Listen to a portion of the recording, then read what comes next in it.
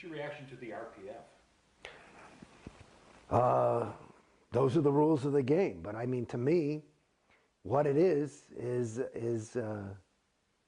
more of a way to control. You know, people end up there if they're, I would think, to some degree, they feel getting out of control. And so what do? Is you put more control over them until you got them back in control. And whether that's physical abuse or mental abuse or both, it's what it is. When you're in, did you know the ins and outs of RPF, where families would be split up and people couldn't communicate for months or even years?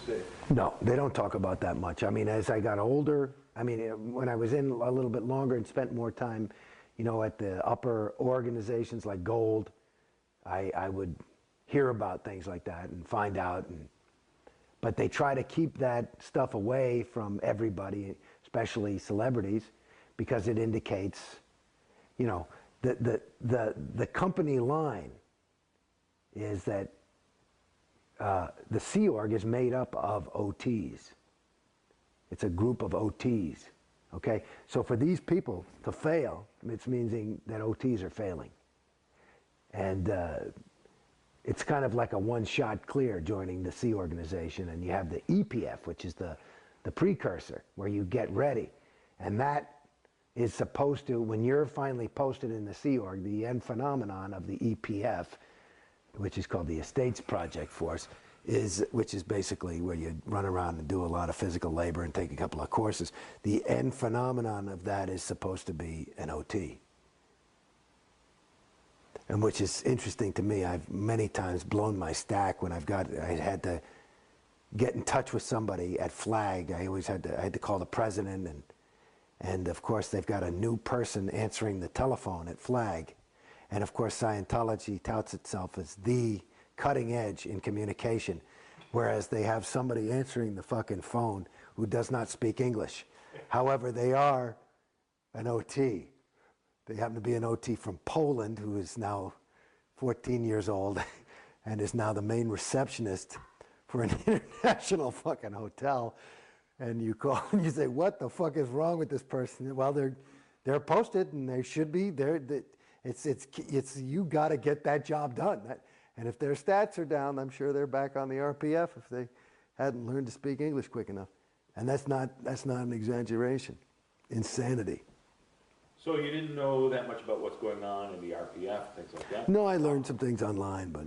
Yeah. How are you as public kept away from the untheta that's going on in the real world? I mean, if there's, you know, some really negative story about Scientology in the paper or on TV, are you aware of that? It's a funny thing. Like, I remember, my wife had seen Ted Koppel interview David Miscavige, and she thought that he kind of fucked up, you know, certainly wasn't very OT. And she talked to Susan Watson, who was the president of CC, said, you know, that, and Susan was like, it's almost like gaslighting somebody, you know, that expression? Yeah, like, which is, you know, kind of make him seem like are you crazy? Oh, well, you know, he was just doing a tone scale drill, because, you know, Ted Koppel, and, you know, just kind of to just not is the thing. I think it's called dead agenting. And it was an interesting thing. I mean, I had a similar experience. Well, just seeing Tom Cruise, you know, acting a little bit in a way that, you know, could distress a lot of people. And they make it into like, well, this is the greatest. Yeah, no, this is good. People just can't handle his level of enthusiasm, you know. And it's a little, okay. So that's the company line, and you go, okay, you know. Even now, when with the release of the Tom Cruise tape and global attention to this, they're trying to spin it as a positive, that all these people are coming to our site and learning about Scientology and joining. Right. Whereas the rest of the world was thinking, no, Tom Cruise is nuts. Yeah. Yeah. Well, you know, that's the thing, though. In their own little world, it makes sense. the funny thing is that is a Scientologist talking to Scientologists. I mean, that's Tom Cruise, who's sitting there. I've done these kind of videos, being interviewed, knowing that his audience is people in the audience of an event that's going to be made up completely of Scientologists, and his job is to get some fire under their asses so they can jump out and start behaving more like him. And that's basically what it is. So that is in their universe. You could show that I mean, I think that's an unedited tape, but you know, that's basically him. I mean, I've been around the guy. I twinned on him in some courses. Shit, I was getting auditing from Marty Rathbun. We were on turnabout for a month and a half. It was like Tom would go in, then I'd go in. Tom would go in, I'd go in. So, I mean, I spent a little bit of time with him, and that's him. You know, he's a very fucking focused guy, and I mean, that's what I see. I mean, this guy is not a namby-pamby panty waist.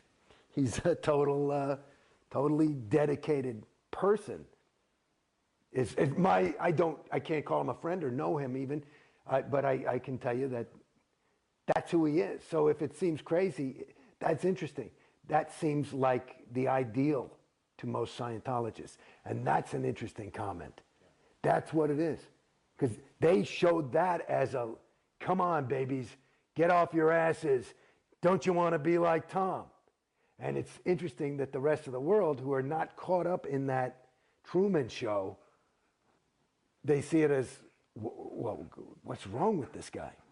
It's crazy. Very much to an outsider, as though your personality is stripped away and it's replaced, your reality rather, stripped away and it's replaced with Scientology's reality. That's what I saw. That's what I've perceived.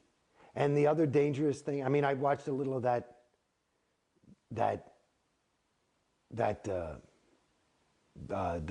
Tom Cruise interview, and I'd seen it before then. You know, I went to that event. You know, that was an IAS event from where he won the Freedom Medal.